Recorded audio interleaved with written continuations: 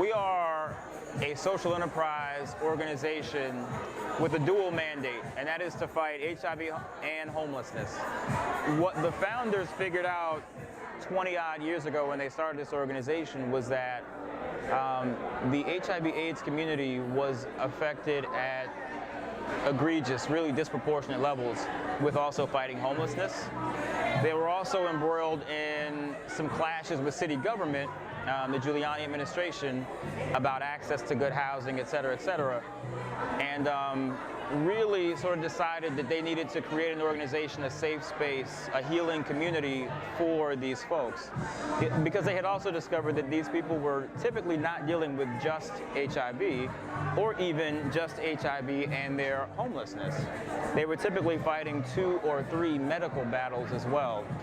And so that's where the organization grew out of, is that recognition.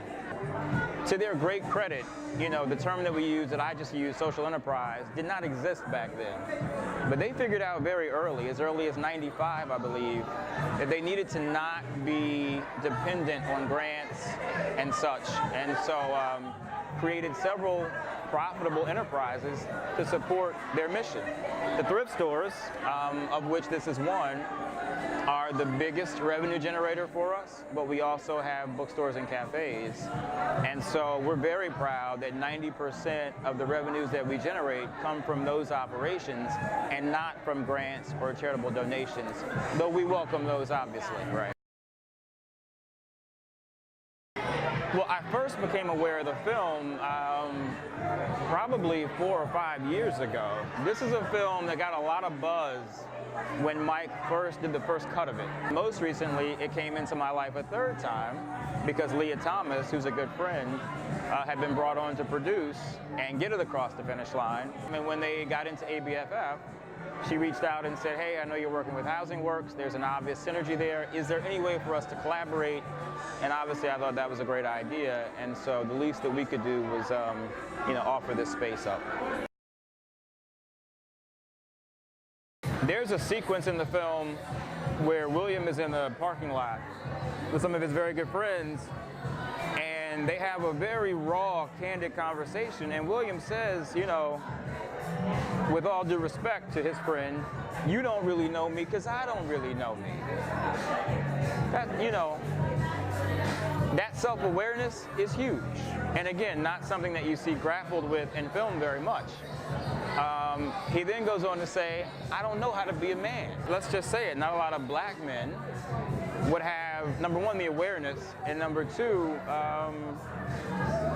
the capacity and the courage to say that, right? So the recognition, number one, is something to take note of, and his willingness to sort of say it. You know, I was really struck by that.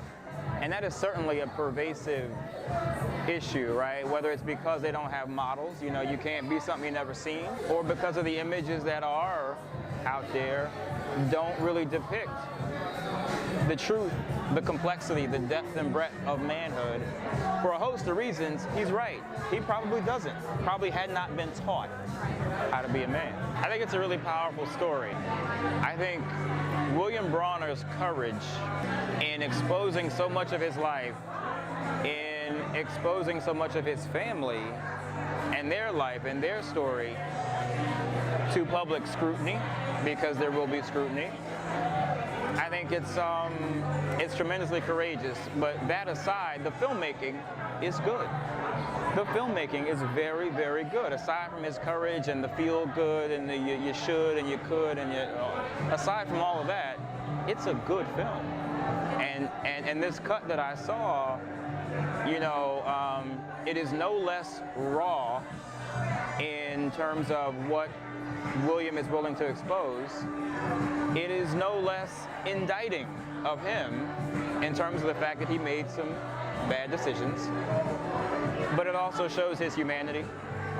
It shows, you know, people talk about the character arc. It shows his arc as a human being, that he came to recognize he had made some bad decisions, that he had compromised some people, and to his great credit, he was willing to man up. He was willing to make amends, and he was willing to, to reach out to those people, and that, again, takes great courage.